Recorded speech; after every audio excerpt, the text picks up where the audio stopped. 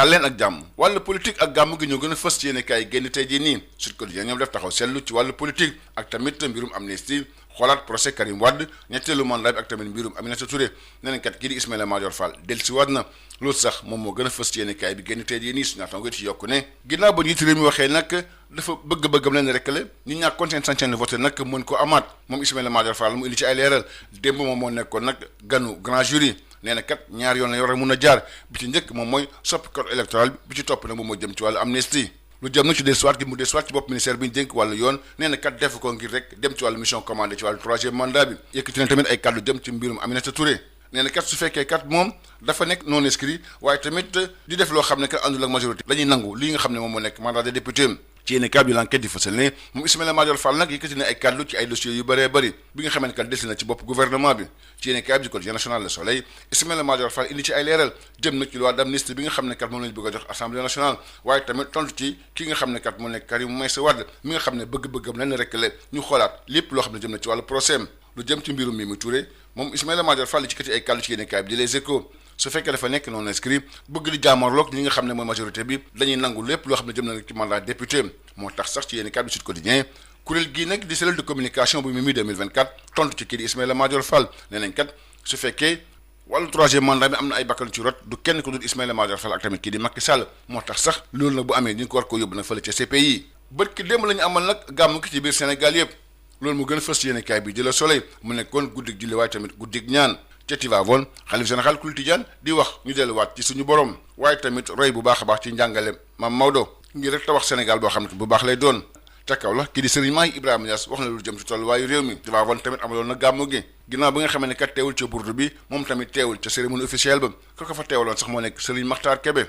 moom sax moom moo jàng nag di digtal yi nga xam ne nag Serigne Baye Sy Mansour daal dina koy def yooyu bokk na ci jéggalante waaye tamit respecté autorités yi ak tamit dimbale baykat yi waaye waxtaan am ci diggante nguur gi ak tamit ku jëkk politique gi ka fa teewaloon xalifa général des Tidianes di Serigne Mansour Sy Dabakh moom yëkkati fa discours boo xam ne kat kenn dootu ko fàtteeti discours boo xam ne kat teg na baaraamam fu nekk doore ko ci li nga xam ne kat moom mooy kilifa diine yi ak tamit lépp loo xam ne jëm na nam it ci askanu Sénégal waaye tamit li nga xam ne kat la ñuy dénk nguur gi nee na kat ñooñu ñëw def seen kémtulaay kàttan ngir li leen dénk ñu sàmm ko bu baax a baax li ni mel te moo gën a fës yéene kaay bi di l'info ñu des ba tey ak suñu naataango yi des waxta ñun ci gàmmu gi nga xam ne amoon na nag ca champ des courses fële ca Tivaouane Serigne Moustapha Sy bi nga xam ne moo jiite Moustarchidine wala Moustarchidaty bokk tamit ci Yewwi Askan Wi moom fësalaat na bokkam ci coalition Yewwi Askan Wi nee na kat seen bëgg-bëgg leen rek la ñu war a def fi mu toll nii taxaw tem jaamarloo ki nga xam ne kat moom moo nekk Macky Sall waaye tamit waajal présidentielle bu atum 2024 li ni mel te moo gën a fës yéene kaay bi di Les Échos Libération dafa del si waat ak ñun ci faat gi ñu faat kii di Bassirou Mbaye di faatin boo xam ne kat dafa métti lool su naataango di bañu ne gendarme yi nag am nañ seede yu bëri yoo xam ne am nañ ko lépp nag di joxañ baaraamu tuuma kii di imam ba di Mor Mbaye mi nga xam ne nag lépp moo ko nas waaye tamit bokk ci bu baax a baax ba ñu faat ki nga xam ne kat moom moo nekk Bassirou Mbaye li tax ñu faat ko nag moom mooy dafa bëggoon nag defaraat beneen jàkka ci dëkk boobu noonu Libération di fësal ne ginnaaw ba ñu amee retour de parquet àjjuma nag tey ji la ñuy janowaat ak kii di attekat bi lañ leen di toppee ñoom bëri na lool bokk na ci association de malfaiteurs waaye tamit yàq yëfu jàmbur cause de blessure volontaire ak tamit jëf joo xam ne kat ju ñaaw la ci wàllu tàggat yaram mondial 2022 Sud Quotidien di fësal ne supporteru Sénégal yi kat su fekkee bëgg nañ gis gaynde Sénégal ñoom il faut ñu dem fële ca Qatar li ko waral moom mooy regroupement bi nag ca Paris lay amee fi nga xam ne kat fa lañ jógee dem fële ca Doha li nga xam ne kat moo jëm ci wàllu joxe drapeau bi nag moom lañ ko amale ca ambassade du Sénégal fële ca Doha bi nga xam ne kat délégation boo xam ne Macky Sall moo ko jugé dina fa teew Macky Sall moom sax lañ ko prier ngir rek ma fekkee Sénégal ak Hollande bi nga xam ne jàpp nañ ko ñaar fukki fan ak benn ci weeru novembre tournoi IFOA U17 Mali nag moom moo gagné final bi démb mu gagné Sénégal ci série tiro bi 4-2 temps réglementaire 1 but partout Sénégal nag ñàkkaan ne final bi ci série tiro bi loolu yéene kaay bi de la Tribune moo ko bind gaynde Sénégal yu ndaw yi nag Mali moo ko gagné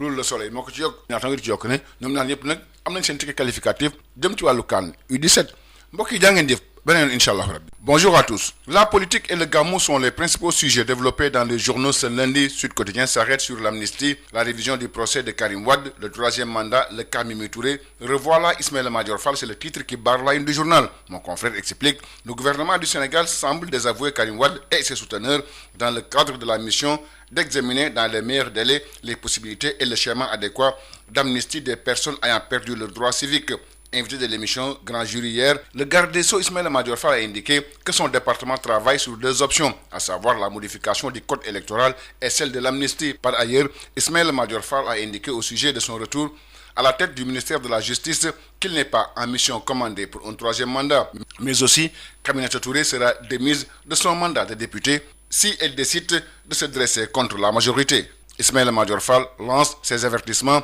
écrivent nos confrères du quotidien Enquête qui précise qu'il s'est prononcé sur de nombreux dossiers auxquels il fait face depuis son retour dans le gouvernement. Dans le quotidien national Le Soleil, Ismaïla Madior Fall apporte des éclairages sur la loi d'amnistie qui sera soumise à l'Assemblée nationale. Il a aussi profité de l'occasion pour répondre à Karim Wade qui sollicite une révision de son procès. Sur le cas Mimi Touré, Ismaïla Madior Fall révèle dans le quotidien Les Échos que si elle se considère non inscrite et continue de poser des actes de défiance, elle sera considérée comme ne faisant plus partie de la majorité présidentielle et sera démise de son mandat de député. Selon nos confrères de Sud Quotidien, la cellule de communication de Mimi 2024 a apporté la réplique à Ismaïla Madior Fall. Elle déclare dans le journal que s'il y a une perte en vie humaine lors de la tentative d'un troisième mandat, Macky Sall et Ismaïla Madior Fall seront poursuivis devant la CPI. Célébration du Gamou à travers le pays, le quotidien national Le Soleil révèle que le khalife général des Tidjanes a appelé à un retour à Dieu et s'inspirer des enseignements de Maodo afin de construire une société sénégalaise meilleure à Kaolack. Cheikh Mahi Ibrahima Niass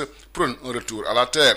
Tivaouane a aussi célébré l'événement. Absent lors du bourde, Serigne Babacar Sy Mansour s'est fait représenter à la cérémonie officielle. Cependant, à travers un message lu par Serigne Makhtar Kébé, le khalife général des Tidjanes a confié 10 recommandations au peuple sénégalais et à ses autorités, tant religieuses qu'étatiques. Il a prôné la tolérance, le respect aux autorités, le soutien aux paysans et le dialogue entre le pouvoir et l'opposition. Selon toujours nos confrères, pour avoir représenté le khalife général des Tidjanes, Serigne Mansour Sy Dabakh a tenu un discours qui n'a épargné personne, à commencer par les familles maraboutiques d'Inchis de Dabakh. Il n'a pas porté de gants pour inviter les marabouts à libérer les disciples et en les conduisant uniquement sur la voie de Dieu. Il s'en est aussi pris aux Sénégalais dans leur comportement. Il a par ailleurs invité les autorités à qui sont confiées les responsabilités de remplir leur mission. Les viatiques de Serigne Baye Sy Mansour, c'est le titre qui barre la une du quotidien L'Info. Nous restons avec nos confrères qui révèlent qu'au champ des courses, à Tivaouane, Serigne Moustapha Sy, membre de la coalition Yewwi Askan Wi, n'a pas failli à la tradition devant les leaders de l'opposition.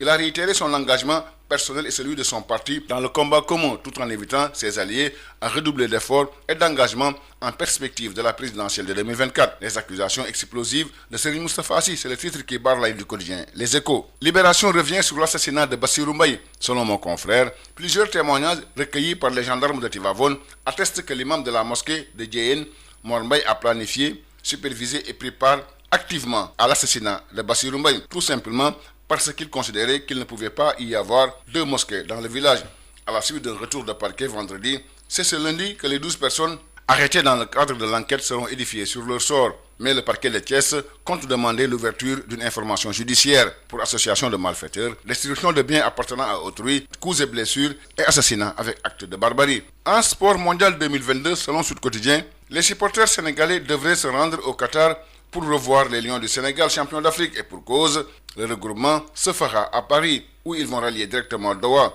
Même la traditionnelle remise de drapeau devrait se faire à l'ambassade du Sénégal à Doha, où une délégation conduite par le président Macky Sall est attendue pour regarder le premier match contre la Hollande le 21 novembre prochain. Tournoi IFOA U17, le Mali a remporté la finale hier devant le Sénégal à la série des tirs au but 4-2, temps réglementaire, un but partout. Les Lionceaux perdent la finale au tir au but, selon nos confrères du quotidien La Tribune. Les Lionceaux défaits encore par les Aiglons, écrivent nos confrères du quotidien national Le Soleil, qui précise que les 2 pays sont qualifiés pour la CAN de la catégorie. Merci, c'était tout. À vos journaux et bonne lecture à tous.